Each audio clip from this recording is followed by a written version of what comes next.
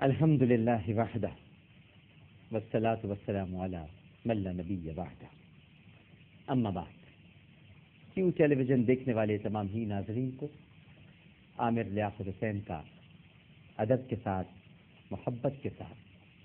اور خلوص کے ساتھ السلام علیکم۔ آئیے اپنی اصلاح کریں۔ ناظرین کرام، آج تیسرا روزہ بھی گزر گیا اور اب چوتھے روزے کی سحر تھوڑی دیر کے بعد شروع ہو جائے گی۔ یہ شرع رحمت ہے ناظرین کرام، جو اللہ سبحانہ و تعالی کی طرف سے اس وقت ہم پر سایہ فگن ہے، ہمیں پکار کے کہہ رہا ہے کہ سمیٹ لو رحمتیں، میں بس 10 دن کا مہمان ہوں، اس کے بعد میرا ملاپ مغفرت کے عشرے سے ہو جائے گا، اور پھر مغفرت کے عشرے کا ملاپ جہنم سے نجات کے عشرے سے ہو جائے گا۔ ناظرین کرام،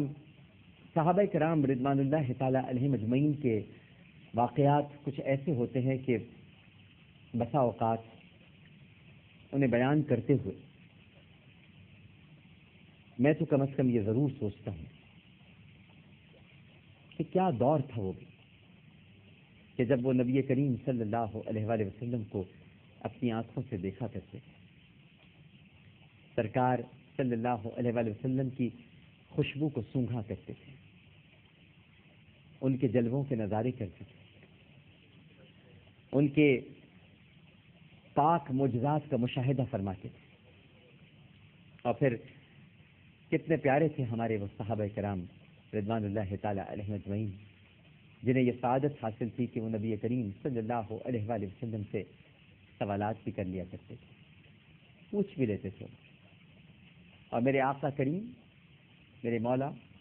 میرے سیدی، میرے مرشدی حضرت محمد مصطفیٰ صلی اللہ علیہ وآلہ وسلم کبھی کسی کو مایوس نہیں کرتے تھے، جس کا جیسا سوال ہوتا تھا اس کو ویسے ہی جواب دیتے تھے۔ اس دربار میں سب اپنی اصلاح کے لیے آتے تھے۔ آج ہمارے لیے بھی اصلاح کا وہ دربار سجا ہوا ہے۔ ہمارے بزرگان دین اتنا کام کر گئے ہیں ناظرین کرام، اتنی کتابیں لکھ گئے ہیں، اور وہ صحابہ کے واقعات اس طرح قلم بند کر گئے ہیں کہ یوں لگتا ہے کہ ابھی بھی دربار سجا ہوا ہے۔ اور یوں لگتا ہے کیا، دربار تو سجا ہوا ہے، صرف فہم و فراست رکھنے والی نگاہ چاہیے، اور وہ معطر قلوب چاہیے کہ جن سے نیکیوں کی خوشبو اٹھے، مہک اٹھے۔ میں ناظرین کرام، ایک واقعہ ہے حضرت عمر فاروق رضی اللہ تعالی عنہ، فاروق اعظم، جب وہ امیر المومنین تھے، ایک بڑا ہی پیارا واقعہ آپ کو سناتا ہوں۔ ہوا یوں کہ ایک مرتبہ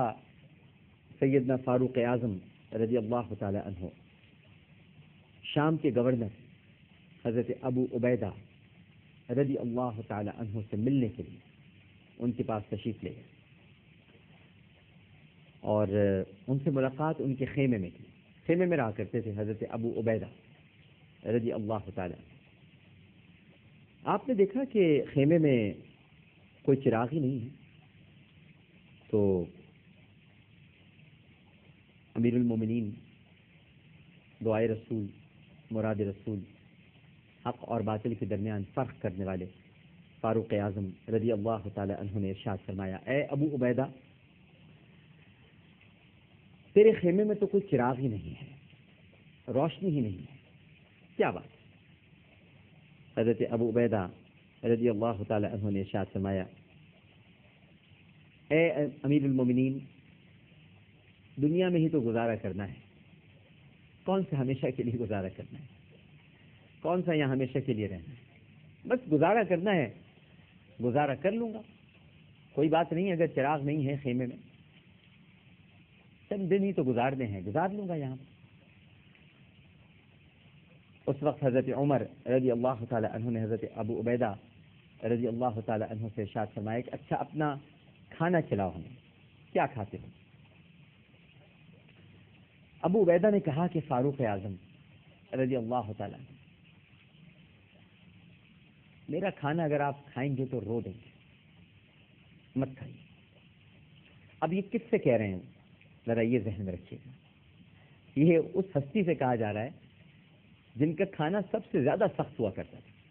یعنی فاروق اعظم رضی اللہ تعالیٰ۔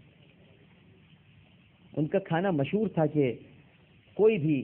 فاروق اعظم رضی اللہ تعالیٰ عنہ کا کھانا نہیں کھا سکتا، کیونکہ وہ بڑا سخت ہوتا تھا۔ یعنی سخت سے مراد یہ ہے کہ سوکھی ہوئی روٹی اور پانی میں ڈبو کے کھانا، بس اس طرح سے وقت گزرتا تھا۔ یہ ہیں صحابہ کرام رضوان اللہ تعالیٰ علیہم اجمعین، سرکار کی شیدائی جانثار، ایسے ہی تھوڑی عشرہ مبشرہ میں شامل ہے، یوں ہی تھوڑی مراد رسول کہتی ہے، کسی بنا پر تو دعائے رسول ہیں کہ اے اللہ مجھے 2 عمر میں سے ایک عمر عطا فرما دے، عمر بن ہشام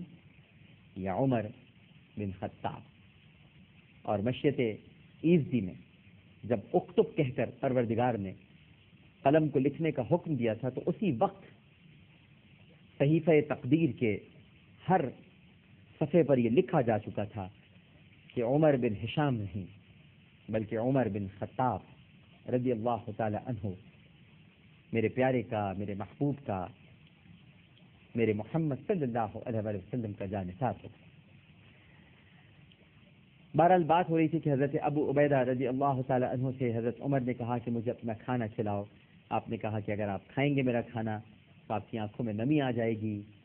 آپ سے برداشت نہیں ہوگا، آپ رو دیں گے۔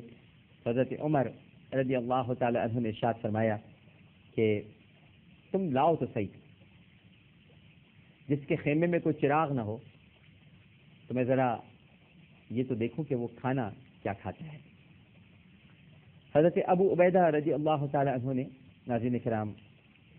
کونے میں سے لکڑی کا ایک پیالہ اٹھایا جس میں روٹی اور پانی بھگوئی ہوئی تھی، یعنی پانی کے ساتھ روٹی کو بھگو کے رکھا تھا۔ خشک روٹی تھی، اس پر تھوڑا سا نمک ڈالا